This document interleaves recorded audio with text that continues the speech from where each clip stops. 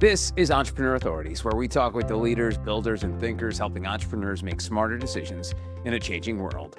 Whether you're building your brand, scaling your startup, or just getting started, get ready to be inspired, empowered, and equipped to take your next big leap. Hola, I'm Joe Pardaville, and today I'm once again joined by Matthew Domo.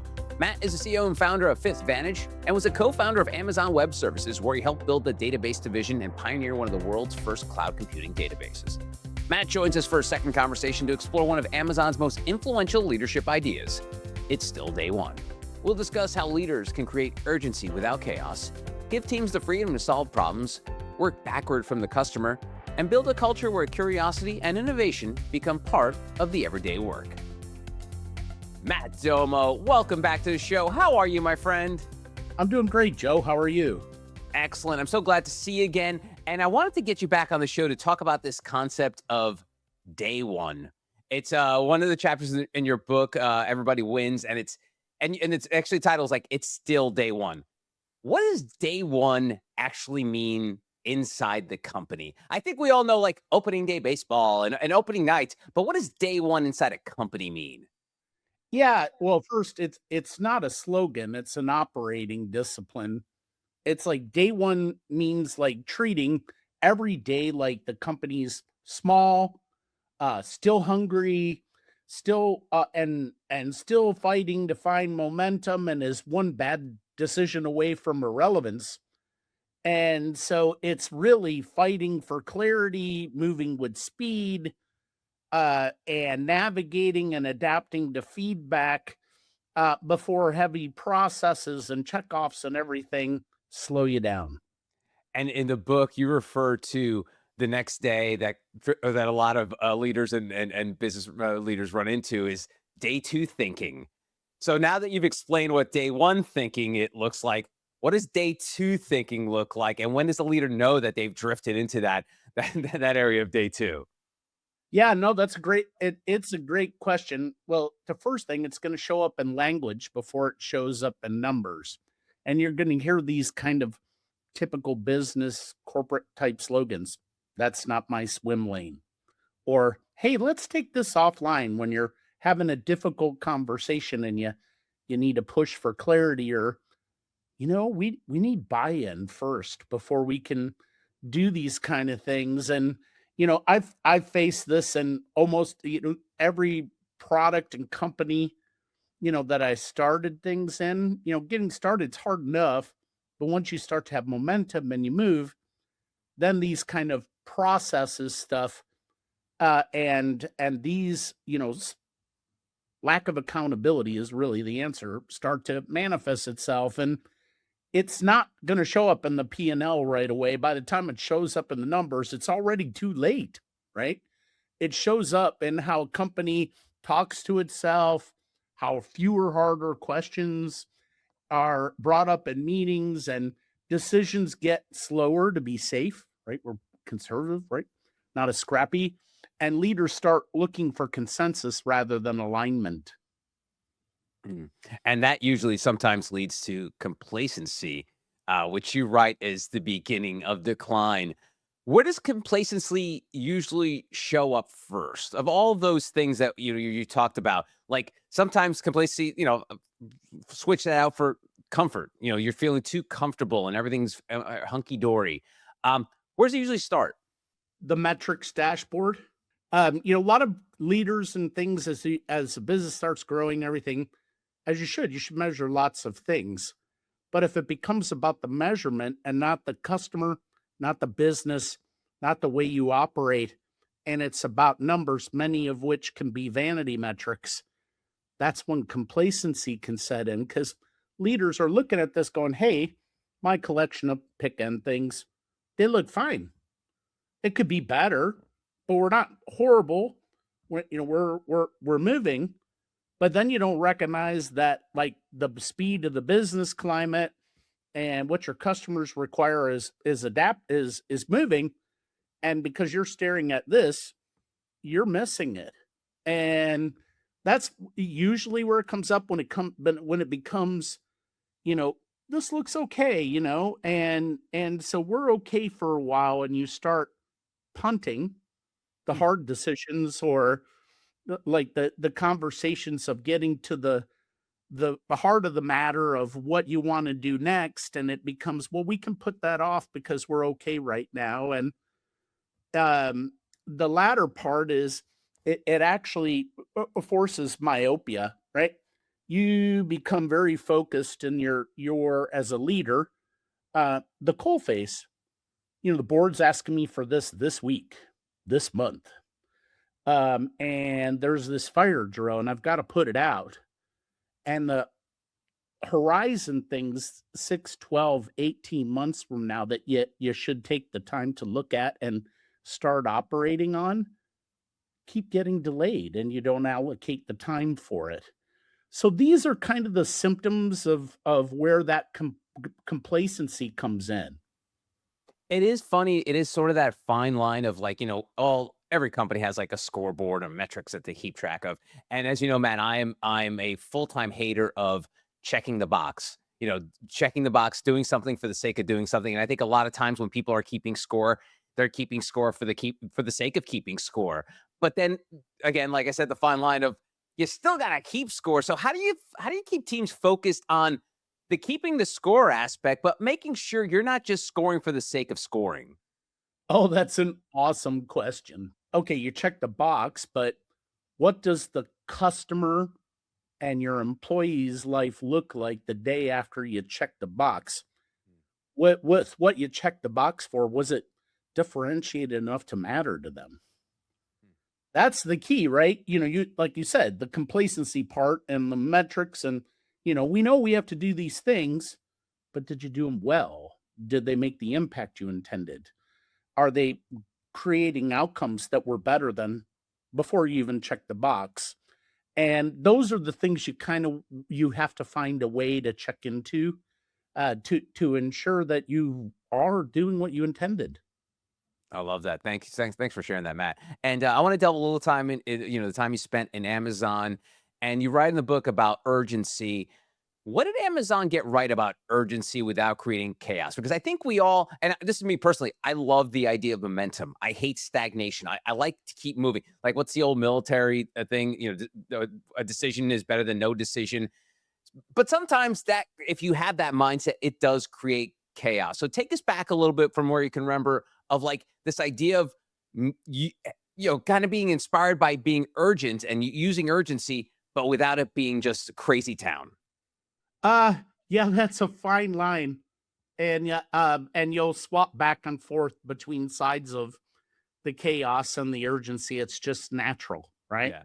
The key is to keep your wits about it and know when you are too spending too much time in one side or the other, and make decisions to help you calibrate to where you should be. So like, look at the time, when we came in, we felt that, what became cloud computing, there was a huge opportunity here and others were looking at it too. So back to the day one mindset, you know, we wanted to be first. And because everybody remembers first. And so what is the way that we could do it? And then to be first. So move with speed, move with agility. Once you'll get signal that you're on track or you're off track, how quickly can you adapt to be in line with where you want to be? That's agility. And then be very customer focused. I think what we had right was keep it simple, make it easy for people to use and frictionless. Like it shouldn't go through layers of things. You should be able to get started in minutes. All of that was around speed and ease of use of adoption as well. So it applied internally to how we wanted to operate, create, bring to market, and then the experience we wanted to deliver to customers. And then we can never got that complacency part because we knew others were going to come in, and they did. I mean, you can look back at history and who followed closely behind. And so it was that mindset. And look, you don't have to be a small company to adapt this. Like, in your as a leader in your function or your area or your department, take the mindset of, look, if there's a smaller competitor with less, encumbrance, right? They don't have a legacy of things they've already produced or whatever. If they can move faster, they can adapt more, they can recreate, because there's never been a time to be able to recreate something new as quickly as easily as right now. How do we get close enough so that doesn't become a problem? And that's the lessons. I'm not saying cut people. I'm not saying, structure, manage, lead with the speed, agility, and focus as key. And figure out the operating model that melds with your culture. See, you don't have to be a startup to do this. Yeah, I love that, and that actually leads me to my next question about the idea of autonomy. And organizations move faster when you provide teams with autonomy. And to me, if you were to ask me, Matt, what's like your top 5 things when you're looking for a place to work? Autonomy. I like to think I'm a type A player. Like I want to be able to do my job without having to have someone look over my shoulder. How does that work? Because you laid it out, you kind of describe it even just now and in the book, this idea of like these smaller teams were autonomous. How do you do that without it becoming like so disorganized? I mean, we've used the word the words a fine line, but I feel there's a fine line to that as well, right? Of like giving people autonomy when they're part of this larger structure that you kind of described. Yeah. So there's two parts to this. There's the autonomy part, and we'll talk about that. Then the second part you didn't mention, and it's equally important, it's accountability. Right. So the autonomy is, I want to give my teams, employees, my departments in pieces that they can operate and make decisions and operate and deliver for customer, tied back to business results, and give them some guardrails and let them go and operate ideally with the speed and agility I mentioned. But that's all great. But then the other part has to be part of the play too, which is accountability. I can, in my department or my company, make these small teams and make them autonomous. Somebody's got to make the decisions, and somebody's got to be accountable for the results, and someone has to drive. And where that breaks down is when you start having multiple parties. And that's when like we talked about, the day two kind of levers, when there's not a single person accountable for what this lane is producing, and it becomes multiple people. Then you start to get the group think and all those, which is ultimately going to slow you down. And so ideally accountability rests with the smallest number of people, because they're empowered to do it and held accountable for getting it right. When it's shared, who got it wrong? You know what I mean?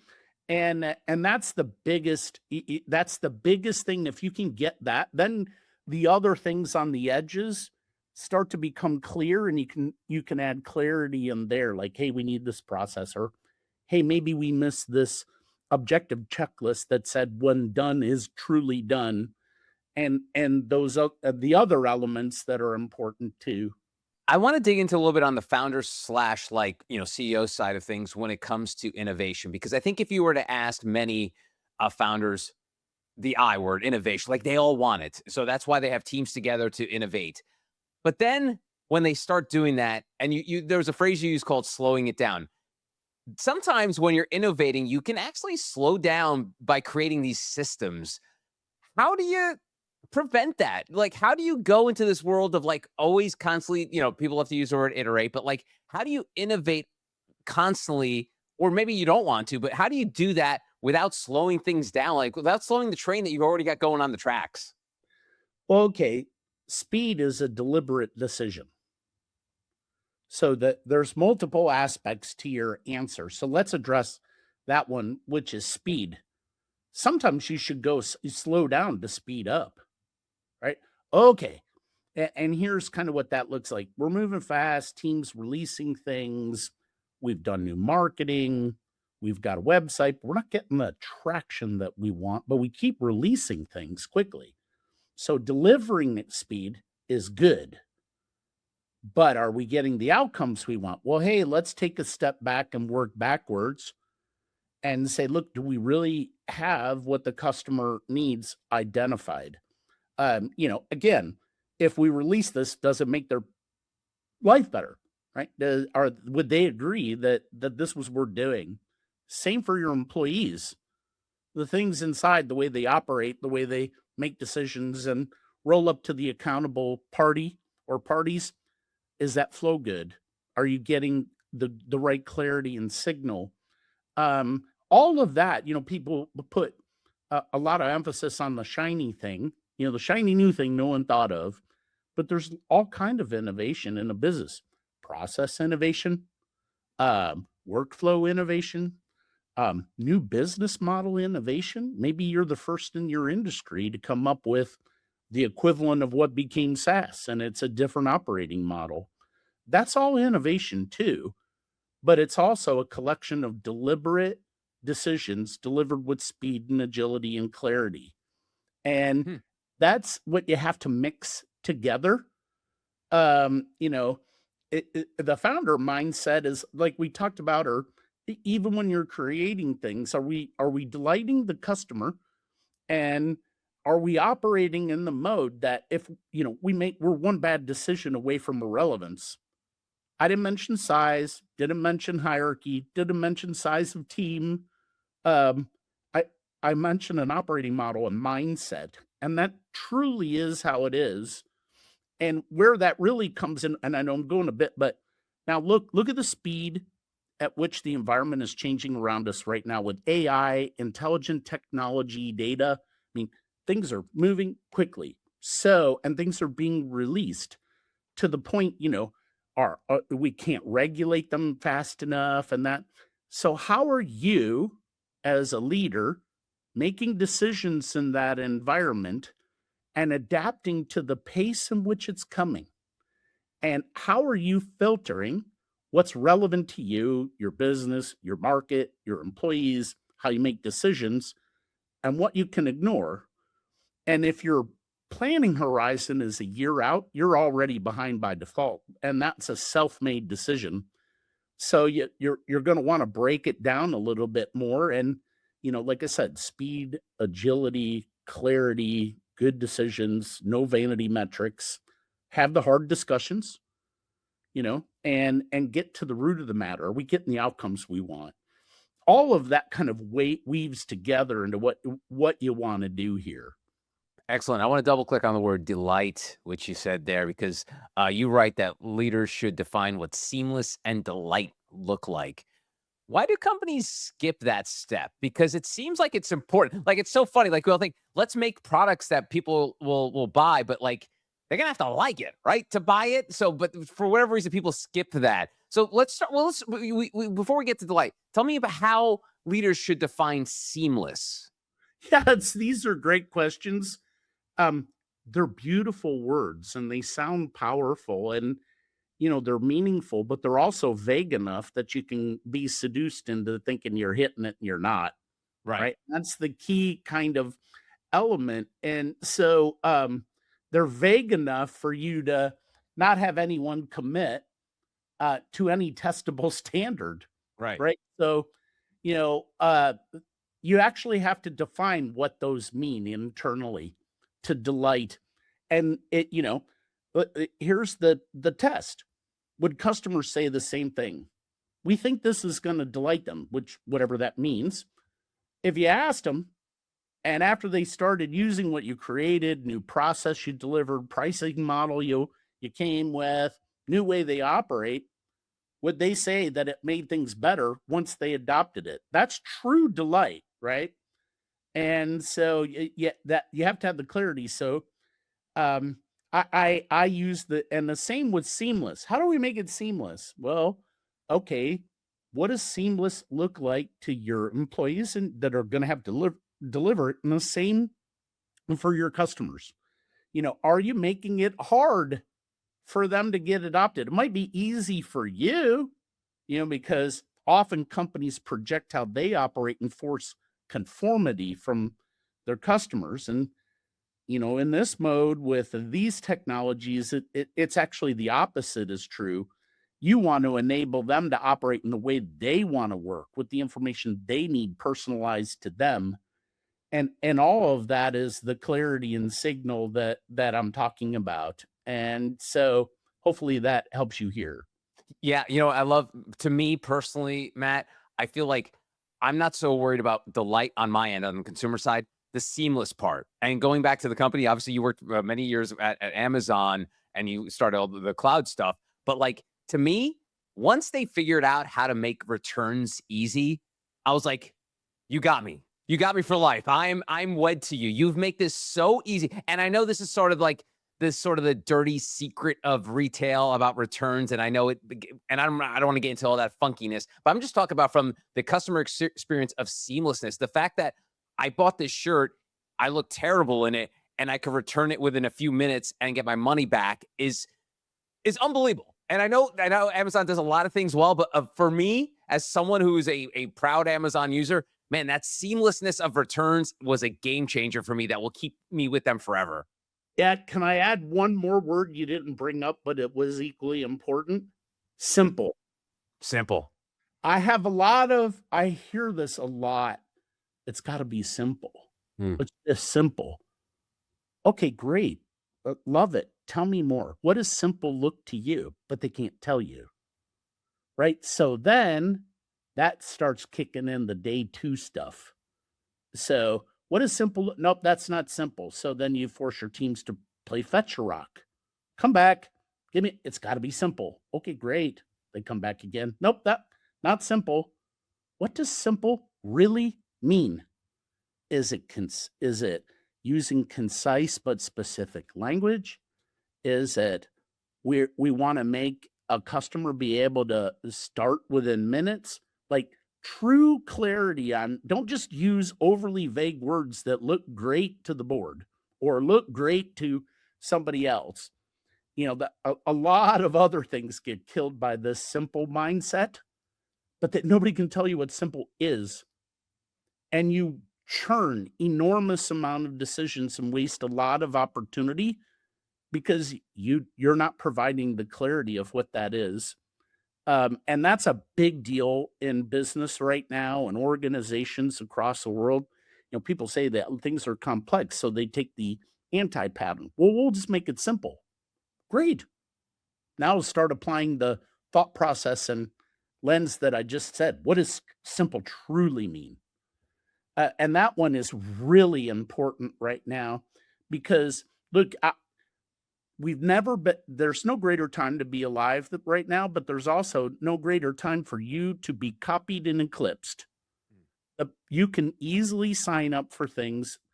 You can get started very quickly. The cost to get moving is also very low. So it's never been easier to be able to replicate what you've done than right now. So take that day one mindset, operate with speed and agility. And what does simplicity really mean? Because there could be somebody else out there that's looking at it this way. And if you don't take that lens, problems could ensue. Yeah, it's funny. If you look at all the great companies of the last 20, 30 years, a lot of it could come back to that simpleness. Like, Apple, just it's easy to use for the consumer, all of their things, like their hardware, software. If you look at Microsoft, the way they created, Windows, so easy. And then, fast forward to, the 2020s, ChatGPT made it so easy for a layperson to be able to use an LLM. And so it's so funny. I can't even imagine being an entrepreneur right now and trying to come up with that simple thing that is so complicated underneath. It's almost like the duck metaphor.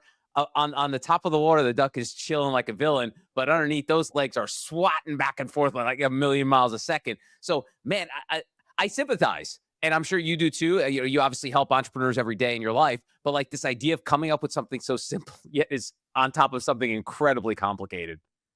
Well, yeah, no, 100%. But, you talked about the victories that these things had, but they also had some Right. problems along the way to get there, right? And so, one thing you didn't we hadn't covered is the whole like working backward concept. Okay. Okay, so what does simple mean to the end user and every touch point with my brand? And is that can they navigate all those touch points simply? And what does that look like? Can they do it with speed? Can they do it in minutes or does it take months? What's the lens? What do we want it to be in? You use the other word, delight. If we did it, would it delight them? This the other because it's counterintuitive, right? We're so used to for the multiple decades of forcing conformity for the way we build stuff for our customers to conform to it. And these technologies in the age of AI, intelligent technology and data actually have to make it about the me, the customer. What do I need? I want to feel understood, not processed, right? And I want you to get me and understand my concerns. The employees, it's counterintuitive. Many companies, uh, myself in cases as well, and things, we underinvested on the employee experience, right? If we want to make all those things work for the customer and we're tying it to the business P&L, how do we change how we operate to make this decision? It's a big problem right now because hey, leaders are kidding themselves. Hey, we're going to give them all these tools and these AI enabled things, you know, bu- token maxing. Yeah. We've got this big budget and we're maxing out tokens. Great. What are the outcomes? And hey, if we had one that was meaningful, are you prepared to change the business and how it operates, how decisions are made, and how employees work with it to take advantage of it? Choosing the tools the easy part, but almost no one's doing the second part. And so that's why I click. Okay, great. So we have our customer journey. Now for the employees, let's work backwards from them. Where are you spending time? And we're spending these tokens is making it easier for you to achieve what we want. So that's the other me experience. And then finally, the third leader experience is the leader, right? We've talked a lot about things. Do they have the signal and clarity to make decisions? And by the way, when these things speed up or they get new, more detailed information they hadn't seen before, are they prepared to act on it? First is trust. Do you actually trust it? Are you ensure you're getting the fidelity of information that actually makes you allow you to make meaningful decisions? Um, when things come and they come fast, are you prepared to adapt? Remember agility. You know, it's the question everybody, when you look at something like this, is asking in their own mind when they're staring at what you're trying to do, whether they say it or not. And that's the whole element of why I described as the me experience, because we've reached the age where things need to adapt to people and the way they operate, not the other way around. Ah, it's good. It's good stuff, Matt. I want to pull on the thread of something you mentioned about the token maxing, and I know a lot of people have seen the headlines in business media about like these companies like overspending their tokens, and then and then spending more money than they would have if they had like human workers and stuff like that.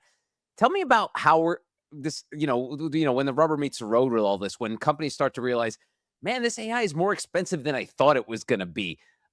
First, so explain for folks not familiar with the token system how that works, and then how you see it playing out in the future when people realize using AI is going to be more expensive than they thought it was going to be. It is and it isn't. But let's first answer the questions in the order you asked. Token Yeah. maxing is, the way, you know, in cloud you price by the minute, right? Or whatever that's consumed or SaaS.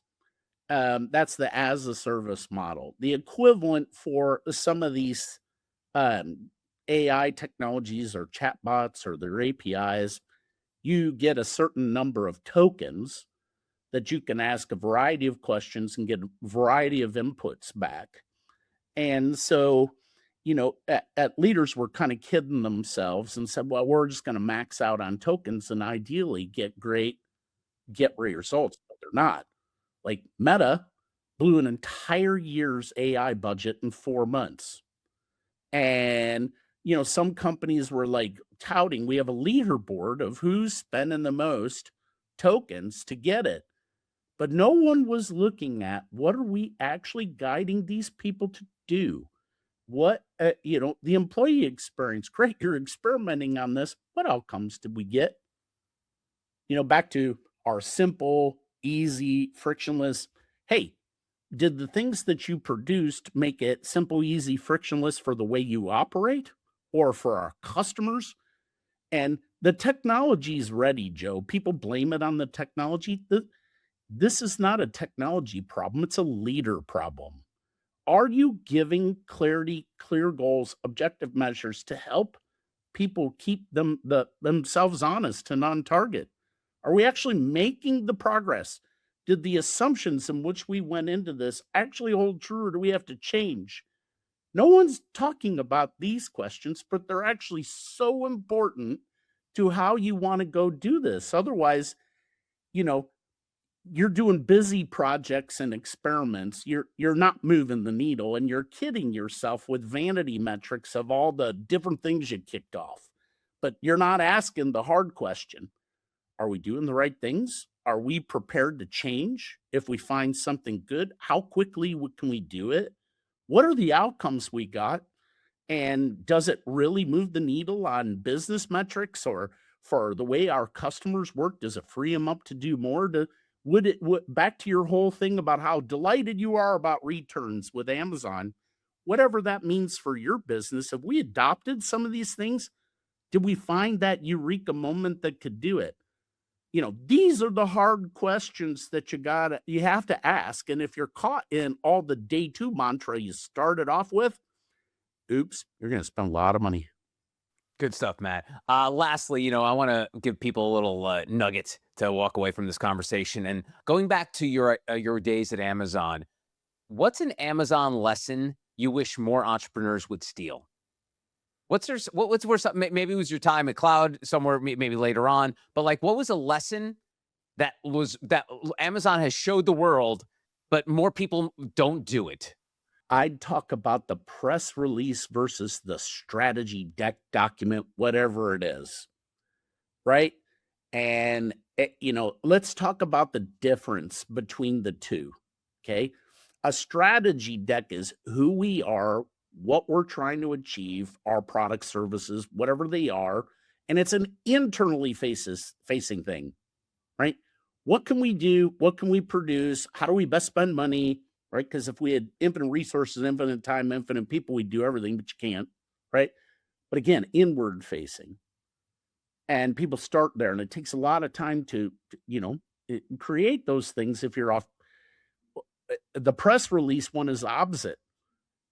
You are literally thinking, how will the external world speak about this once we've produced it? Customers, what will they say?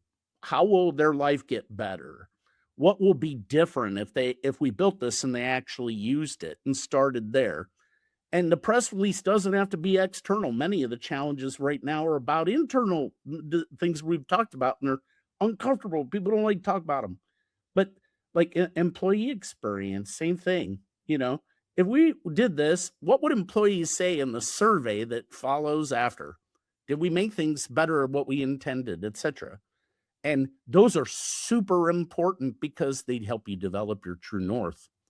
And a lot of strategy becomes day two checkbox process, etc., and takes less of the time focusing on these types of things, and they drive immense clarity if you force yourself to think about it.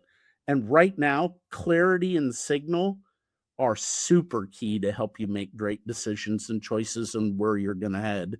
And I would encourage, it doesn't have to, we talk about entrepreneurs, every leader can adopt this mindset in what they're trying to achieve, right?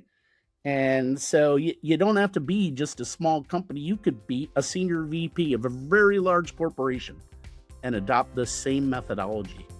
Excellent. And you can read more about it, and Everybody Wins, the Business Leader's Mission Possible Guide to AI Success. He is Matthew Domo. Matt, always great chatting with you. Looking forward to our next conversation. Hey, thanks, Joe. I always like and enjoy our conversations, and also thank you for forcing me to think and give clarity as well. It's a great thing for everybody involved, so everybody wins. And that'll do it for this episode. If you're an entrepreneur ready to grow your industry recognition as an author and entrepreneur.com contributor, go to authorities.entrepreneur.com.